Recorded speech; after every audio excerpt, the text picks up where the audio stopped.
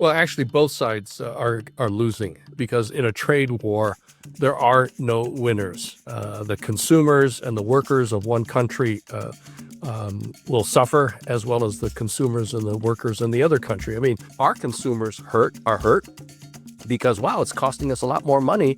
It's money that we need for retirement, for college education, for medical bills, you name it. So it's going to hurt the American consumer, and so there are no winners. Welcome again to Chino Y Chicano. I'm Enrique Serna. The U.S.-China trade war is hitting home as China's government has reportedly ordered Chinese airlines to not take future deliveries of Boeing airplanes. This is in response to the Trump administration imposing tariffs of 145% on goods imported from China. None of this is good for the U.S. economy or for my 401k. I asked Gary Locke, the former Washington governor and former ambassador to China in the Obama administration, to weigh in on the tariffs, deportations, a potential constitutional crisis, and how the Democrats should be responding. Here is our conversation. With all of these things going on these days, and we have Donald Trump saying, I know what the hell I'm doing. Does he? Getting so many different and conflicting messages out of the administration. Some say it's all for negotiations, and all these other countries are now coming to the table or wanting to meet with him or the administration. Others are saying, no, it has nothing to do with negotiation. This is all permanent, a reordering of the world economy. So we're just going to have to wait and see because things are constantly changing almost every day. You still do some work with folks that are interested in working in China. What are you telling them these days? Well, I've always told them they have to be very, very careful. Anytime you want to do business in China, you need to make sure that your partner, your customer, your collaborator is trustworthy, that you have a good working relationship. But you also need to have really good contracts and look to places where legal disputes can be settled, whether it's going to be in Hong Kong or some other foreign country. In these times, with all of this chaos and now this trade war between the U.S. and China, who's winning? I guess, is China in a better place than we are as far as handling all of this? Well, actually, both sides are losing because in a trade war, there are no winners. The consumers and the workers of one country will suffer, as well as the consumers and the workers in the other country. I mean, we get so much in the United States from China, whether it's toys, sporting goods, equipment, component parts that U.S. manufacturers use in making whatever products they're making, shoes, clothes, you name it. And so when the cost of those items coming from China more than double, for instance, a $20 item that, let's say, Costco or Target or Walmart has to pay for, it's now almost $50. And you don't know darn well that they're going to pass that on to the consumer. A tariff is paid for by the initial purchaser of the item. It's not paid for by the other country.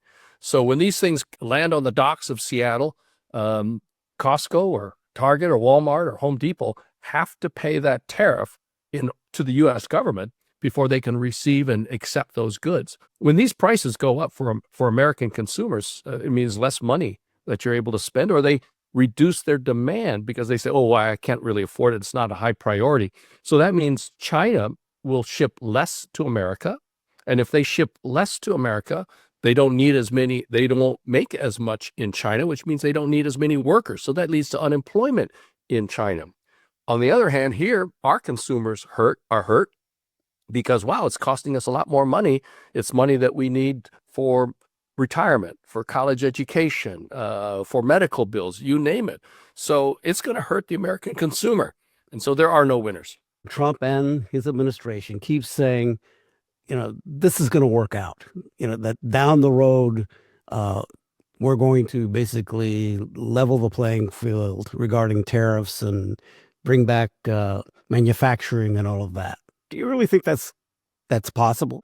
Well, there are some inequities in terms of the world trading system, and certainly with China, American officials, American executives, CEOs of companies, and even those in the European community also have these complaints about China's practices, unfair government subsidies, selling things at artificially low prices, lack of respect or lack of strong enforcement of intellectual property rights and things like that. So America has had long-standing grievances with the trade and economic policies of China.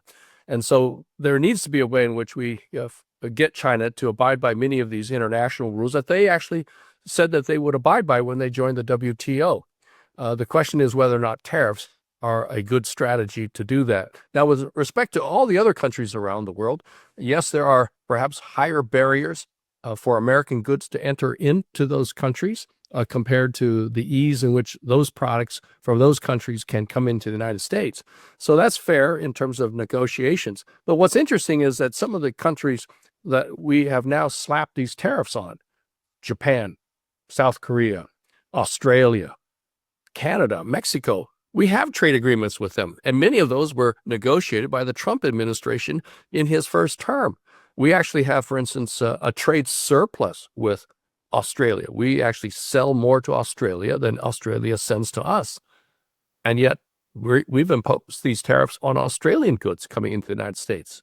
And one of the rationales for these tariffs was to make sure that we don't have a trade deficit with these other countries. Well, we don't have one with Australia. We have a trade surplus. So Australia is scratching its head and saying, well, why are we subject to these tariffs? We have a trade agreement with you, and you sell more to Australia than we in Australia sell to you. So what's the complaint? Again, it's just this chaos because we never know from one day to the next how things are shifting. That can't be the great way to have a global economy work. I mean, that just seems to be a mess. Well, this uncertainty is creating problems for everybody, for businesses and even retirees. Should they take their money out of the stock market? I mean, if you're over a certain age, you have to start withdrawing every year a certain amount from your 401k plans. And when suddenly your portfolio, your value of your holdings drops by 25 or 30%, people are wondering, oh, wow, should I hurry up and is it going to get worse? Should I sell off my stocks and put it into safer things, or even just putting it into the bank and putting the cash in the bank? So, but businesses are saying, wow, we don't know what's coming next. Maybe we're going to hold off remodeling or expanding our manufacturing facility. We're not going to hire as many people as we were hoping to. So there's a lot of uncertainty and a lot of people are just waiting and everything's been put on hold. Let's move on from the tariffs for now and just talk about some of the other things that are happening here. Right now, it seems like, okay, we get these focus on tariffs, and then there's the immigration issues that are happening. We have this, what may be a constitutional crisis already, with the Supreme Court saying, bring back the fellow from El Salvador that was erroneously deported. And now the administration is basically balking on that. Do you think we're at that point of a constitutional crisis now? I think we are approaching a constitutional crisis, perhaps not with respect to this case of the Salvadorian individual who had a court order saying that he could stay at least until further proceedings were to occur. And the administration admits that they erroneously deported him. But President Trump just had a meeting with the president of El Salvador, and the El Salvadorian president says, I'm not going to take him back or send him back to the United States. The Supreme Court did not order the Trump administration to bring him back. It said facilitate. Right. And that's the word that they are really kind of banking on right now. And so does facilitation mean having a discussion with the president of El Salvador? And if he says no, then you've done enough. I think the larger pending constitutional crises are with many of the other court rulings, such as denying birthright citizenship, saying that Mr. Trump says that anybody born here of parents who are not legally here, that those children, those babies, cannot be deemed a U.S. citizen. That's contrary to U.S. constitutional law, Supreme Court interpretations going back to the late 1800s. So we're going to have to see about that. And then also, will the Trump administration follow some of these court orders saying that certain programs must be kept in place pending a full court trial or hearing? So that's where I think the constitutional crises will occur. Will the administration follow the orders of various federal courts? And that's regarding the cuts in various parts of the federal government? It deals with some of these programs that have been eliminated, that have been cut, laying off of individuals, firing of people, et cetera, or just dismantling various agencies. So we'll have to see. It just seems like they're willing to blow off rulings by the Supreme Court, which is extremely troubling. Well, we haven't had a ruling yet by the U.S. Supreme Court, so we're just going to have to wait and see when it actually comes to that point. So you don't think that I hope we do not have a constitutional crisis, because that's what differentiates America from so many other countries around the world. That is our adherence and our reverence for the rule of law. We are governed by laws. Yeah. Do you feel like the Trump administration is pushing for some type of constitutional crisis so they can basically strong arm? Who knows? They may think that there are enough individuals on the Supreme Court that would side with them, and that the ultimate decisions of the Supreme Court will allow them to do what they're doing. So who knows? Yeah. So many opinions on whether the actions of the administration are legal or illegal. So it's all headed to ultimately to the U.S. Supreme Court, and who knows what's going to happen. Yeah. Let's talk about the Democrats and where they are in trying to, I guess, hold the line or push back. A lot of criticism of the Democratic Party. Maybe it's not doing enough. Interesting, James Carville has suggested that Democrats really kind of play dead right now, that they let Trump do what he's going to do, because I think Carville thinks that he can hang himself that way. But Carville has also promoted some other ideas, and he said, first, let's focus on prices, as far as the economy is concerned. Don't really focus so much on the stock market, with the issue regarding 401ks is really, which I can personally say that I'm at retirement age and wondering, what the deal is there, and concerned about it. And then the other part of it is that, make that message local, how it's affecting people locally. Do you think that's a good strategy? I think that we need to really help the American public and members of our community understand what is happening and what is the impact on them on a daily basis. So yes, I agree that we should, Democrats should be pointing out that the cost of eggs are still very high, and in some cases climbing, that prices for food have not come down, and compare what the president had promised during the campaign to what is actually happening. Just decrying and complaining about all these cuts and in D.C. doesn't really resonate with everyday people, because they do feel that the U.S. government is bloated, and there's so much waste and inefficiency going on. So that's something that occurs in efficiency, and waste occurs in both corporations and in all levels of government. Can we be tighter? Can we manage our funds better? Can we be more efficient in terms of the implementation of programs? Yes. And Democrats should say, yes, we welcome that type of effort, but that DOGE is going too far, and it's being mean, and it's not being sensitive. That some of the people who are so-called on probation are actually people who've worked for the agency for 15 years, but they've just been promoted to a higher position.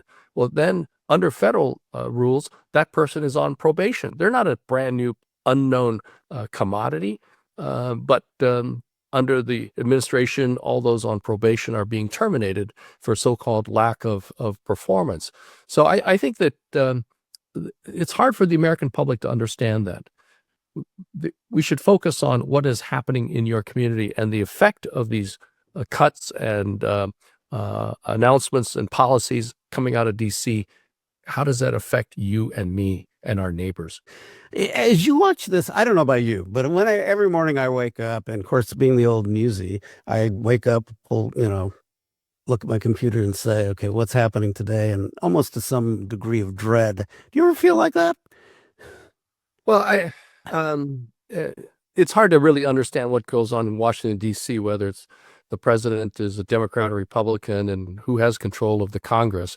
It does make sense. It does make a difference in terms of long-range programs and policies. But I've long believed that given the gridlock in Washington, D.C., that all the attention, we should pay more attention to what's happening in our local communities, whether it's in our schools, whether it's at the city council level or the county council level, in terms of how can we shape uh, our daily living situation? How do we address lack of affordable housing? How do we address congestion? How do we address crime? How do we address homelessness? And how do we make sure that people have hope as they live in these communities, whether they live in Grays Harbor, in Othello, Washington, or Seattle? We need to make sure that people in our state and our communities feel valued, that the policy leaders are attentive to their worries, their concerns, as well as their aspirations. Not long ago, you and I saw each other and we talked a little bit. And one of the things you said to me was in looking at how this whole budget issue was developing in Congress from, the House trying to pass their budget onto the Senate. But you really felt that once that process and when it reached the Senate would be really kind of telling and a tough point for the Republicans. Can you talk a little bit about that and what you see is could be eye-opening for people and might be tough for Republicans? Well, what's happening right now is really just the Congress is putting together kind of the framework, the shell, the outlines of their spending plans. They haven't gone into each agency to say how much each agency will have by way of spending or have to make cuts, et cetera, et cetera. So they're just talking about the overall numbers and the bottom line number. But in order to reach that bottom line number, especially if they want to extend the tax cuts that the Trump administration put in its first term, if you're going to extend it, it means that the U.S. government is going to have less money because it won't have the money that they were counting on because the wealthy have gotten this tax break. They pay less to the U.S. government. But many of the Republicans are insisting on a perfectly balanced budget. And so if you're going to give these huge tax cuts to the wealthy, that means you're going to have to cut certain programs in order to bring your expenses down to match the lack of income or the reduction in income. That's when I think the controversies and the concerns will be evident. In order to reduce your spending, what are you going to cut? Are you going to cut Social Security? Are you going to cut Medicare and Medicaid?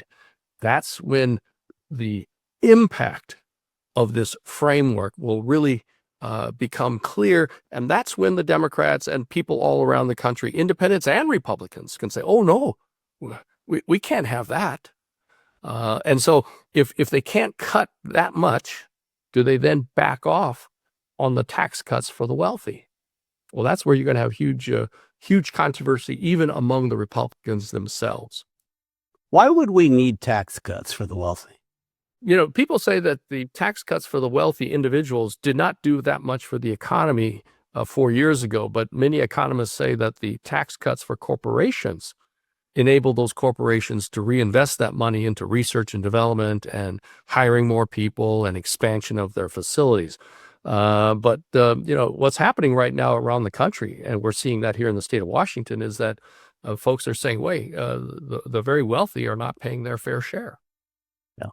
So we're still at a point here now where it's really a proposal that's being developed, as you pointed out here, but the final decisions are yet to come as they hit the Senate, and then probably here in the fall when we're going to start to see, okay, what could possibly be cut and how it's going to affect me or you or the everyday citizen. And that's when. Right. That's Yeah. right. It's almost like saying, as a family, you're sitting down and say, "Yeah, okay, next year we're only going to spend $10,000 for the entire household." and you don't even know how much money you're going to make, and you don't know what your expenses are. But you say, oh yeah, okay. Oh no, maybe it should be 11,000, maybe 12,000, maybe 9,000. So you finalize, you settle on a figure, and then when you say, oh wow, all these things that we were hoping to spend on will not fit within that $10,000. What are we going to give up? Do we need to go out and get more money and work harder, or work overtime, et cetera, et cetera? That's exactly what's going to happen over the next few months. And so there's going to be a debate. Should we get more money by not giving the tax breaks to the wealthy? That'll raise money for the federal government. They have to pay the higher taxes that they were paying many, many years ago. Oh, wow. Or we're going to keep those tax cuts for the wealthy, which means our income comes down, which means we have to reduce our spending to match that. Okay, well, are we cutting defense? Are we cutting education? Are we cutting Social Security? That's when the big debate and the controversies will occur. And that's where I think people in our communities will understand the impact of what's happening in Washington, D.C. Have you ever been through a time like this? Have you ever seen a time like this? As it is mind-boggling to you, I think, as it is to maybe me and others? I certainly have not lived through something so widespread in terms of uncertainty, not just in our communities, but across the nation and around the world. Who knows what the heck is going on? Yeah, it is. It's tough. Gary Locke, thank you for your time. I appreciate it very much. My pleasure. All right. The Chino Y Chicano podcast is available on your favorite podcast provider. You can watch the video version on YouTube, and Converge Media, a leading producer of culturally relevant content in the Pacific Northwest. We'll talk more later.